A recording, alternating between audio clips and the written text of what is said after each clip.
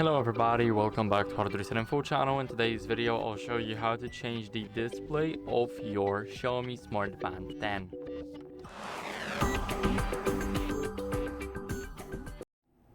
So first what you guys want to do is get the band itself. Now here what you guys need to do is hold it, and here you guys can choose what style do you want. As you guys can see, this is the default one. Now when we go over to settings and then the home screen, as you guys can see, here we will have the band displays, and here we can also change them.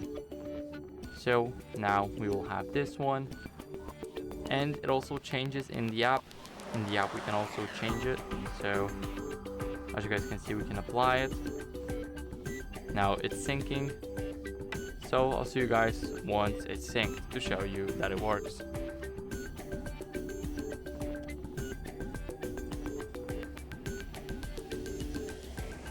So this update took way too long, but still, regardless, we got the other design. As you guys can see, it's the Bed Series Other.